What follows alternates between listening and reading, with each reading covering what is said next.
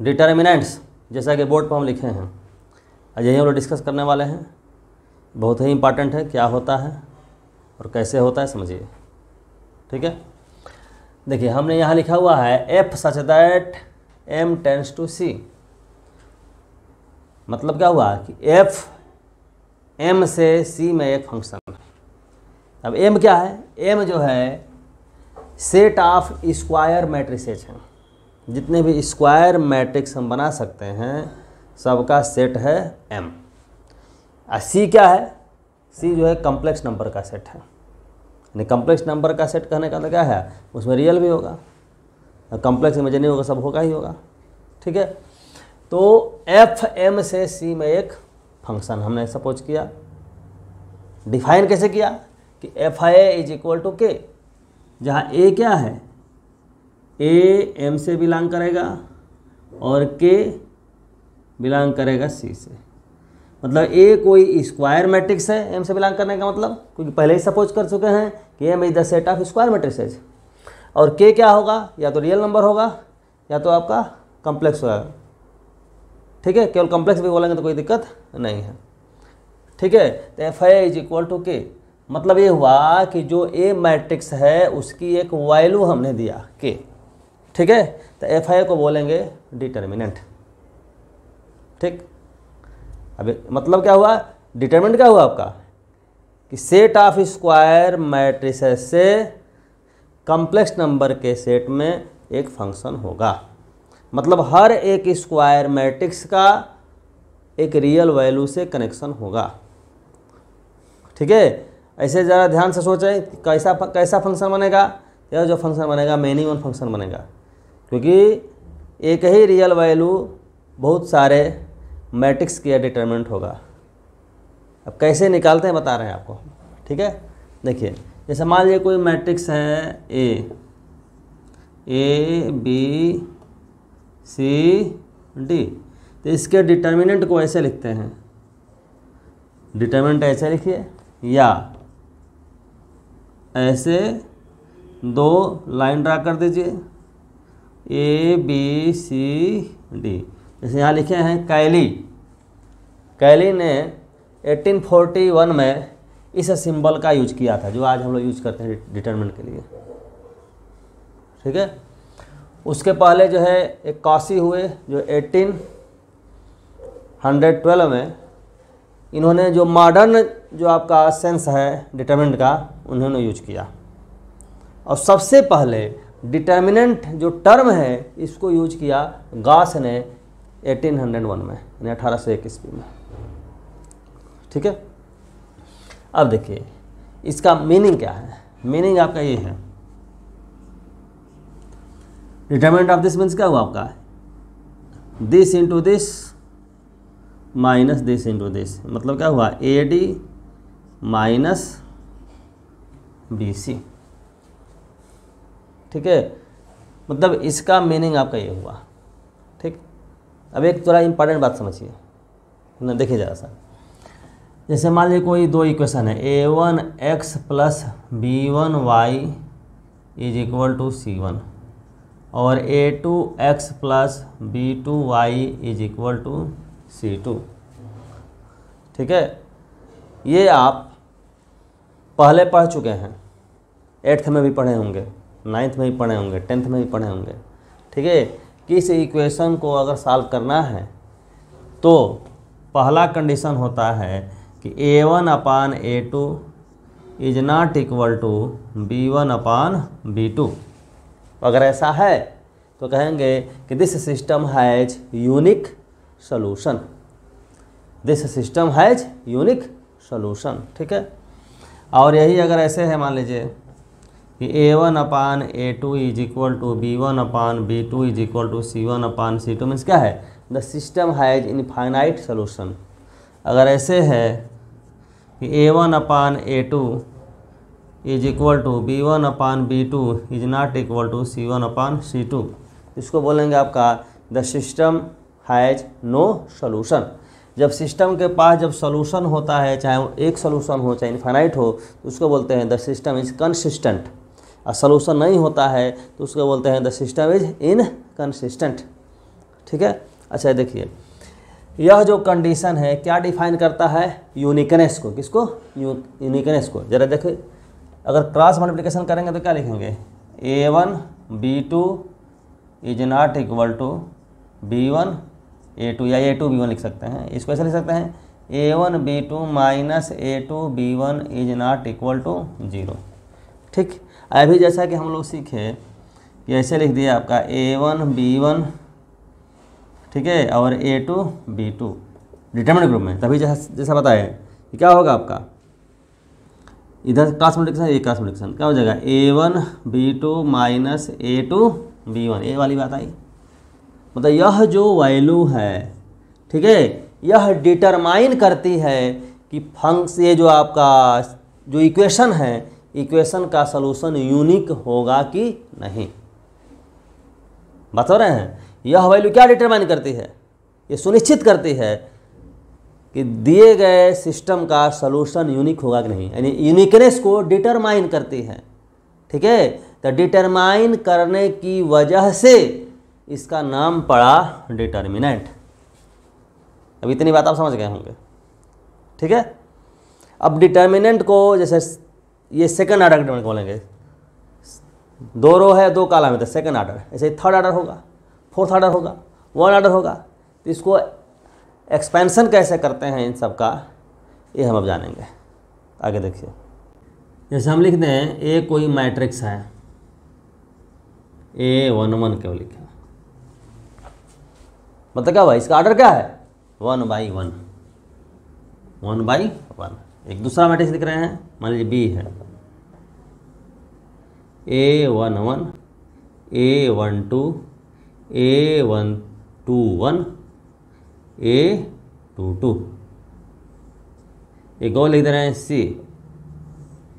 A11 A12 A13 A21 A22 A23 A31 A32 A33। ये कितने order का है? थर्ड ऑर्डर का, 3/3, ये 2/2। ठीक है, अब इसका डिटरमिनेंट चाहिए हमको, डिटरमिनेंट ऑफ ए मीन्स क्या हुआ, इसे लिख देंगे। ठीक है, तो इसका मतलब क्या है? सीधे सीधे A11। क्लियर है? जैसे मान हम लिखते हैं ऐसे, मैट्रिक्स ले लिया, आपको लिख दिया, इसके अंदर लिया 2,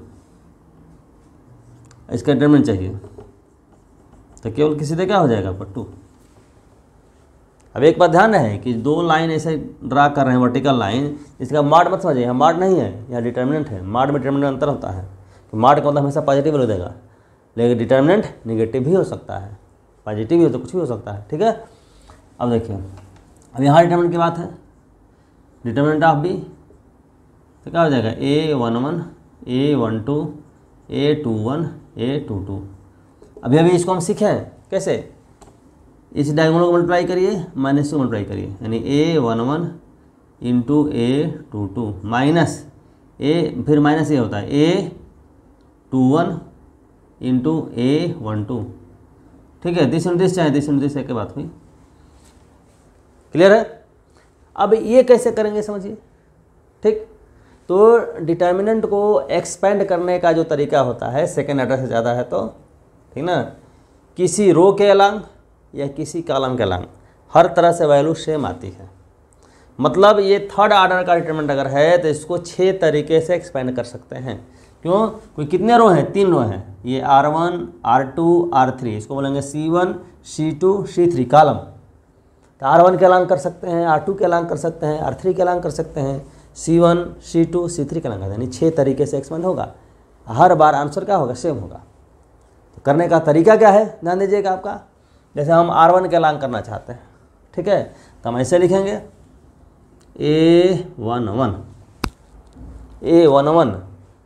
इस तरह से जानबूझ के हम लिखे हैं, ठीक ना, ताकि आपका ये जो भी नंबर आपका दिया हुआ है इसका पोजीशन पता चले कि किस रो में है, किस कॉलम में है। A11 का मतलब क्या हुआ कि फर्स्ट रो है और फर्स्ट कॉलम है।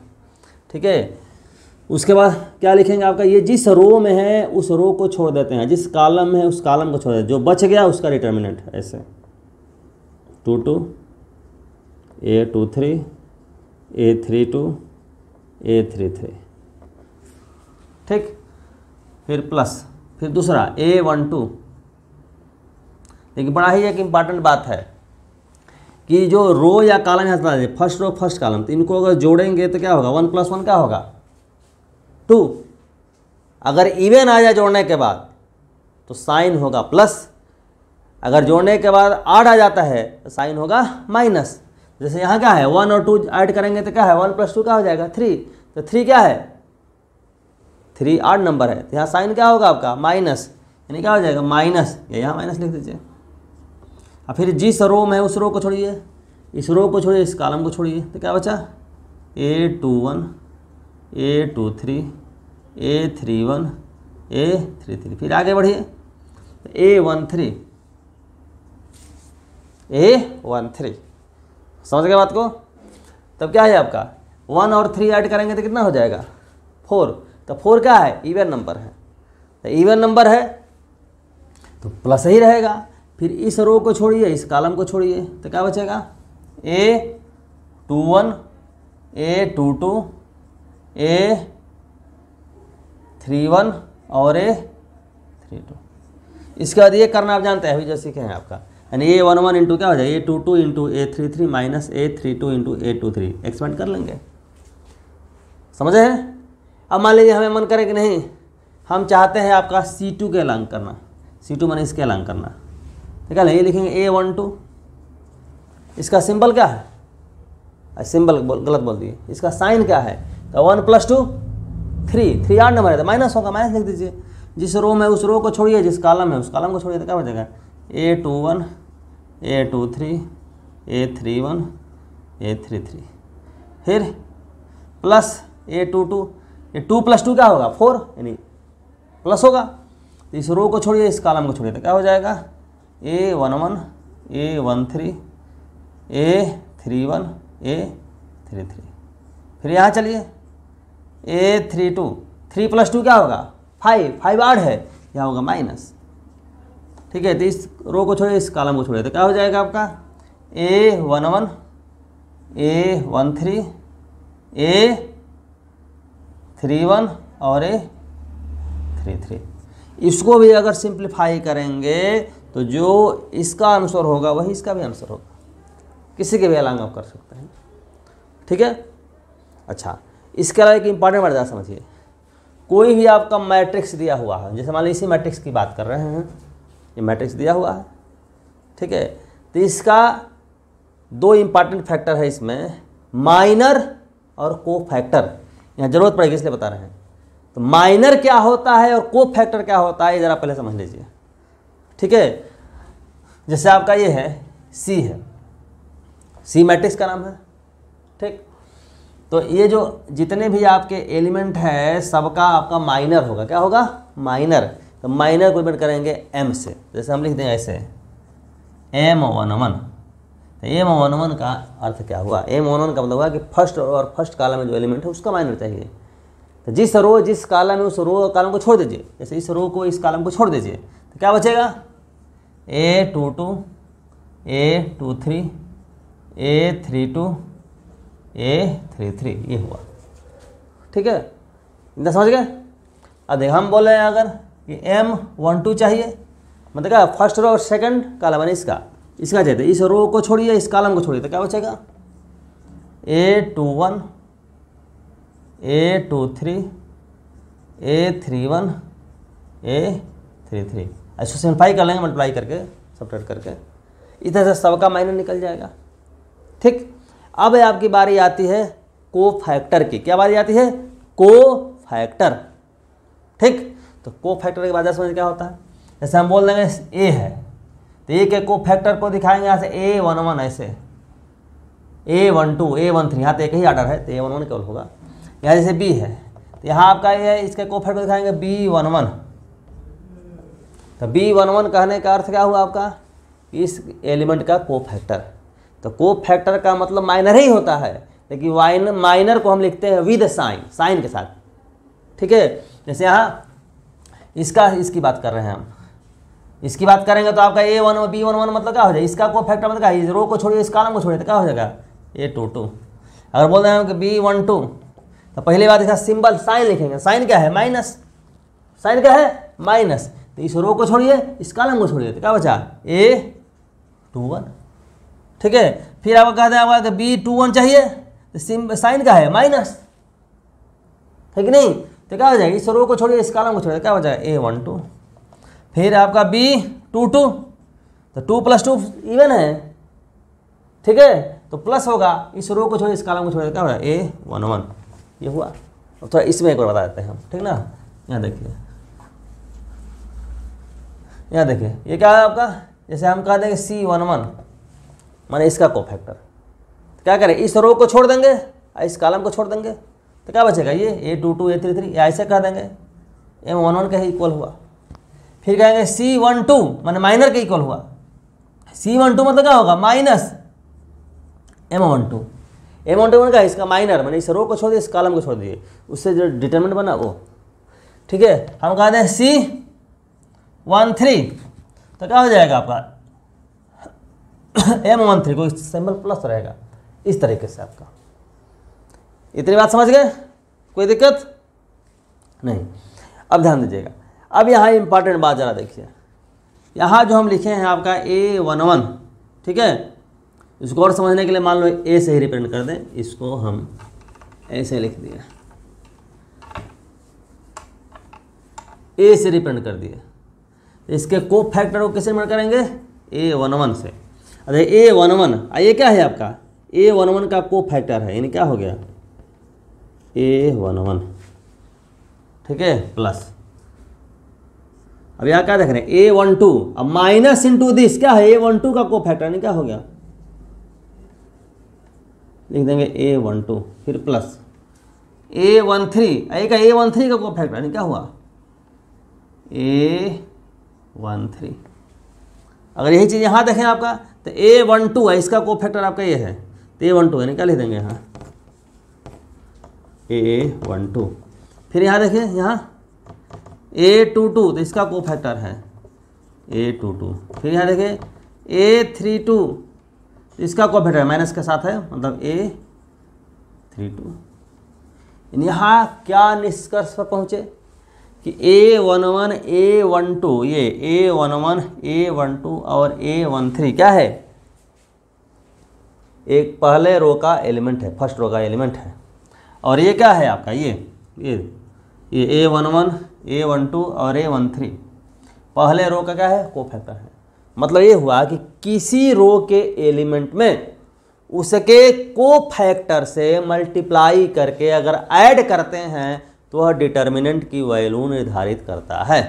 तो सेकंड देखिए, यहाँ सेकंड रो का एलिमेंट लिया है A12, A22, A23, ये इसका को फैक्टर आपका ये है नीचे, ये वाला, है कि नहीं? तो क्या हुआ आपका? सेकंड रो के एलिमेंट में सेकंड रो के ही को फैक्टर से मल्टीप्लाई करके ऐड किया, तो क्या हुआ? डिटरमिनेंट की वैल्यू निकली। उस तरीके से हमारे फर्स्ट कॉलम ले लिया, तो फर्स्ट कॉलम के एलिमेंट में फर्स्ट कॉलम के उसके करस्पॉन्डिंग माने पहले का पहला, दूसरा का दूसरा, करस्पॉन्डिंग को फैक्टर से मल्टीप्लाई करके हमने ऐड कर दिया, तो क्या मिलेगा आपका? डिटरमिनेंट की वैल्यू। ये डिटरमिनेंट की वैल्यू निकालने का तरीका हुआ। अच्छा, एक और बात आपके दिमाग में आ रही होगी, जैसे हमारे फर्स्ट रो का एलिमेंट हमने लिया, लेकिन हमने को फैक्टर लिया सेकंड रो का या थर्ड रो का। अगर ऐसा करते हैं कि किसी रो के एलिमेंट में किसी दूसरे रो के को फैक्टर से मल्टीप्लाई करके अगर ऐड करेंगे तो वैल्यू हमेशा जीरो होगी। रो लीजिए चाहे कॉलम लीजिए, कहीं बात हुई। जैसे हम आपको दिखा सकते हैं, ये देखिए, जैसे A11 first row, A12 second row, अरे फर्स्ट रो ही है, फर्स्ट रो का एलिमेंट A11 है, A12 है, A13, A11, A12, A13। इसमें सेकंड रो के को फैक्टर से मल्टीप्लाई करके ऐड करें, ऐसे A21 इसका को फैक्टर, इसका कौन है? A22, इसका A23, तो वैल्यू जीरो आएगी। करके देख लीजिए, जैसे A11 तो क्या है? जिस रो में है ये जो है A21 माने ये इसका, जिस रो में उस रो को छोड़, जिस कॉलम उस कॉलम को छोड़े, तो क्या बचेगा? A12, A13, A32, A33, यहाँ A12, तो क्या हो जाएगा आपका? 22 का ये रो और ये कॉलम छोड़ दीजिए, क्या बचेगा? A11, A13, A31 A33, फिर यहाँ देखिए A13, तो क्या हो जाएगा आपका A23 का, इसका इस रो को छोड़िए, इस कॉलम को छोड़िए, तो क्या हो जाएगा आपका ये A11 A12 और A31 A32। एक चीज़ ध्यान देने वाली बात है, ठीक ना, हमने किसका लिखा, ध्यान दीजिएगा, इसका ए को A21, तो 2 + 1 3, इसका सिंबल माइनस चाहिए, और ये विद नेगेटिव साइन चाहिए, यानी माइनस। ये किसका है A22, 2 + 2 क्या है इवन, तो क्या हो जाएगा प्लस, सही है। यहाँ का A23, तो 2 + 3 का है 5, 5 का है आड है, तो को फैक्टर क्या लिखते हैं, साइन के साथ लिखते हैं, ठीक है। अब देखिए इसको सॉल्व करेंगे तो क्या होगा, माइनस, यहाँ लिख देते हैं माइनस A11 क्या हो गया A12 A33 minus A32 A13, फिर plus A12 A11 A33 minus A31 A13, फिर minus A13 A11 A32 minus A31 A12। अब ये ब्रैकेट खोलेंगे, मल्टीप्लाई करेंगे, सब कैंसिल हो जाएगा, कैंसिल आउट सब हो जाएगा, ये वैल्यू क्या हो जाएगी, 0 हो जाएगी, ठीक है। इतनी बात समझ गए। डिटर्मिनेंट का एक्सपेंशन कैसे करते हैं, किसी का ही आपका थर्ड ऑर्डर का हो, चाहे फोर्थ ऑर्डर का हो, चाहे फिफ्थ ऑर्डर का हो, चाहे कोई भी हो, किसी भी रो के एलिमेंट में उसी रो के को फैक्टर से मल्टीप्लाई करके ऐड करेंगे, ठीक है, तो क्या बोलेगा, डिटर्मिनेंट की वैल्यू बनेगा। रो ले चाहे कॉलम ले, उस तरीके से किसी रो या कॉलम के एलिमेंट में किसी दूसरे रो या कॉलम के को फैक्टर से मल्टीप्लाई करके ऐड करेंगे तो वैल्यू क्या हो जाएगी, 0 हो जाएगी। अब ध्यान रहे, अगर एलिमेंट रो का ले रहे हैं तो रो का ही को फैक्टर होना चाहिए, ये नहीं कि एलिमेंट ले लिया रो का और आपका को फैक्टर ले लिया कॉलम का, ऐसा नहीं होगा, ठीक है। तो डिटर्मिनेंट निकालना आप लोग जान गए कैसे निकालते हैं। तो देखिएगा प्रॉपर्टी, फर्स्ट प्रॉपर्टी है the value of the determinant remains unchanged if its rows and columns are interchanged. मतलब समझिए, जैसे आपका A है, A = है ऐसे determinant of A B C D, ठीक है। अगर हम इसका रो को कॉलम बना दें, कॉलम को रो कर दें, मतलब क्या हुआ ऐसे A B C D, तो यह भी जो है इसी के इक्वल होगा। सही बात को या ऐसे समझिए, मैट्रिक्स में हम लोग पढ़े हैं कि किसी गिवन मैट्रिक्स का रो और कॉलम इंटरचेंज कर दें, रो को बना दें कॉलम, कॉलम को बना दें रो, तो उसको बोलते हैं ट्रांसपोज। अर्थात आपका मतलब ये हुआ कि किसी मैट्रिक्स का डिटर्मिनेंट और उसके ट्रांसपोज का डिटर्मिनेंट सेम होता है, अर्थात determinant of A = determinant of A', ये इसका मीनिंग हुआ, determinant of A determinant of A'। Clear है, कोई दिक्कत नहीं। अगला देखिए, if any 2 rows oblique column लिखे हैं, मतलब क्या है, रो लो चाहे कॉलम की बात करो, रो या कॉलम किसी की बात हो रही है। इफ एनी 2 रोज और column of a determinant are interchanged then sign of determinant changes, तो साइन चेंज हो जाता है, यानी प्लस रहेगा तो माइनस, माइनस रहेगा तो प्लस रहेगा। कैसे देखो, जैसे A है, डिटर्मिनेंट A आपका ये है A B C D, value क्या होगी भाई AD माइनस BC। इतनी बात समझ रहा है। हम मान लीजिए हम ऐसा लिखते हैं, क्या करते हैं यहाँ पर, यही कर देते हैं कि रो को, ये रो और ये रो आपस में इंटरचेंज कर दें, CD ऊपर चला गया AB पर आ गया, इसको जरा सॉल्व करो, क्या हो जाएगा CB माइनस AD, यानी माइनस का मतलब तो क्या हो जाएगा AD माइनस CB चाहे BC एक के बाद लिखिए, ये चीज़ आया, मैंने इसका नेगेटिव हुआ कि नहीं हुआ, क्या हुआ ये माइनस डिटर्मिनेंट है, ठीक है। तो किसी 2 रो को आपस में इंटरचेंज कर दें या 2 कॉलम को आपस में इंटरचेंज कर दें तो साइन चेंज हो जाती है। इतनी बात हम लोग समझ गए, ठीक है। अब आगे जरा देखिएगा, ये देखिए, इफ 2 रोज आर कॉलम, रो हो चाहे कॉलम हो, डिटर्मिनेंट आर आइडेंटिकल, आइडेंटिकल मतलब क्या है, सेम हो, तो वैल्यू क्या हो जाएगी, 0 हो जाएगी। कैसे, जैसे मान लीजिए डिटर्मिनेंट A है ऐसे, यहाँ AB है, यहाँ आपका यहाँ भी AB है, यहाँ भी AB, यहाँ भी AB है।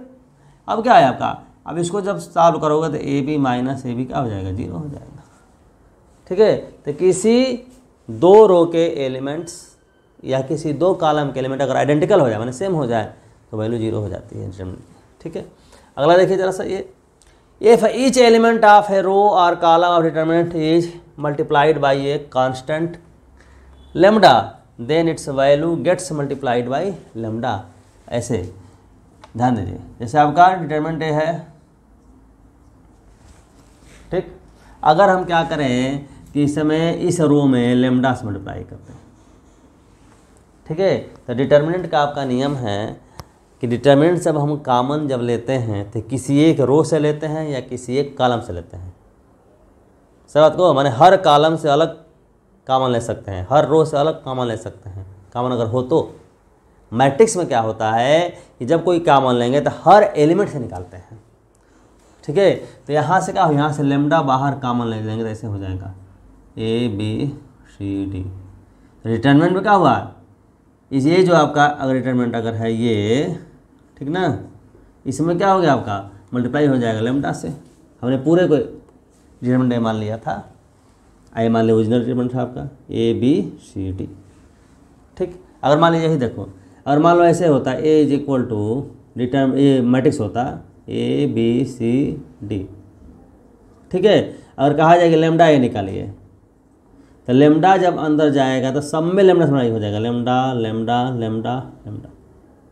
सही है, लेकिन यही चीज़ मान लो ऐसे है, लेमडा डिटरमिनेंट है, ए की वैल्यू मान लीजिए ये है ए बी सी डी, ये डिटरमिनेंट है लेमडा समाई। तो लेमडा समाई करेंगे तो क्या, या तो ये इस रो में मल्टीप्लाई करिए लेमडा ए लेमडा भी, या इसमें करिए, या इस कॉलम में करिए, चाहे इस कॉलम में करिए, किसी एक में करिए, सब में नहीं होगा। ठीक है ना, ये मतलब हुआ, समझ गए। अब अगली प्रॉपर्टी देखिए, ये देखिए ज़रा, ये पांचवी प्रॉपर्टी है, ये रो दिया हुआ, इस रो को ये एलिमेंट जो है, रो का जो एलिमेंट है क्या है आपका, दो नंबर के सम के फॉर्म में है, a1 plus lambda 1, a2 plus lambda 2, a3 plus lambda 3। ठीक है, तो इसे दो डिटर्मिनेंट के सम के फॉर्म में हम लिख सकते हैं। कैसे, जैसे आपका a1 a2 a3 एक साथ, लेमडा 1 लेमडा 2 लेमडा 3 एक साथ, अब बाकी दोनों रो जो है सेम होगा। कोई किसी एक रो की बात हो रही है, किसी एक रो के सारे एलिमेंट, ठीक है, दो या दो से अधिक नंबर के सम के फॉर्म में दिए गए हों, तो इनको दो या दो से अधिक डिटरमिनेंट के सम के फॉर्म में लिख सकते हैं।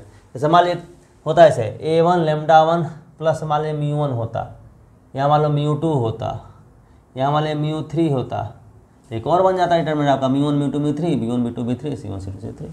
ये कहने का अर्थ है। ठीक है, एक चीज़ और, जैसे मान लीजिए आपका क्या होता है ऐसे, ध्यान दीजिएगा, a1 प्लस लेमडा 1, यहाँ कुछ नहीं है, केवल यही दो यही एलिमेंट जो है आपका सम के फॉर्म में है, ये दो एलिमेंट सम का ये नहीं है, तभी लिख सकते हैं। कैसे, a1 a2 a3 लिख दिए, यहाँ लीजिए लेमडा, ये समझो कि प्लस 0 है, यहाँ क्या हो जाएगा, यहाँ पर 0 हो जाएगा। ठीक है, मतलब क्या हुआ, यानी किसी रो के सारे एलिमेंट या कुछ एलिमेंट, ठीक है, दो या दो से अधिक, ठीक ना, सम के फॉर्म में, अधिक नंबर के सम के फॉर्म में है, तो उसको दो या दो से अधिक आपका सम के एडिशन के फॉर्म में हम लिख सकते हैं। ऐसे ही आपका है ये P6, सबसे इम्पॉर्टेंट है, वेरी वेरी इम्पॉर्टेंट। ठीक ना, ये क्या है, R I tends to R I plus K R J, elementary operation है, एलिमेंट्री ऑपरेशन मैट्रिक्स में बताए थे। ठीक है, एलिमेंट्री ऑपरेशन है, तो क्या है आपका कि आईएथ जो रो है उसमें क्या है, जेएथ रो को के से मल्टीप्लाई करके ऐड कर दिया गया। अगर ऐसा कर देंगे तब भी वैल्यू में कोई फर्क नहीं पड़ेगा, चाहे रो को ले लें चाहे कॉलम को ले लें। ठीक है, जैसे एक एग्जांपल देते हैं, जैसे हमारे डिटरमिनेंट ए है ऐसे a1 a2 a3 b1 b2 b3 c1 c2 c3। हमारे जैसा है, ये जो फर्स्ट रो है, फर्स्ट रो में हम क्या करते हैं कि सेकेंड रो को के से मल्टीप्लाई करके ऐड करें, ऐसे a1 प्लस के b1, a2 प्लस के b2, a3 प्लस के b3, बाकी सारे b1 b2 b3 c1 c2 c3, value में कोई अंतर नहीं आएगा। अब आप सोच रहे होंगे क्यों नहीं अंतर आएगा, आपको दिखा देते हैं। अभी जो तुरंत प्रॉपर्टी लिखे हैं कि 2 पार्ट में तोड़ सकते हैं, इसको 2 पार्ट में तोड़ोगे तो कैसे हो जाएगा, ऐसे A1 A2 A3 B1 B2 B3 C1 C2 C3, और फिर क्या हो जाएगा यहाँ प्लस KB1 KB2 KB3, यहाँ B1 B2 B3 C1 C2 C3। अभी एक प्रॉपर्टी लिखे थे कि किसी रो से हम कॉमन ले सकते हैं, तो K अगर ये K इसमें समय K है, K कॉमन ले लेंगे तो क्या हो जाएगा, यहाँ K हट गया। अब एक प्रॉपर्टी हम लोग पढ़े थे अभी कि 2 रो के एलिमेंट या 2 कॉलम के एलिमेंट आइडेंटिकल हो, वैल्यू 0 होती है। ये क्या है आपका, ये B1 B2 B3 है, B1 B2 B3, ये क्या हो जाएगा 0, केवल यही बचा, कोई फर्क नहीं पड़ा। ठीक है, तो प्रॉपर्टी डिटरमिनेंट की हो गई। अब नेक्स्ट वीडियो में और सारी बातें बताएंगे आपको, तब तक के लिए धन्यवाद।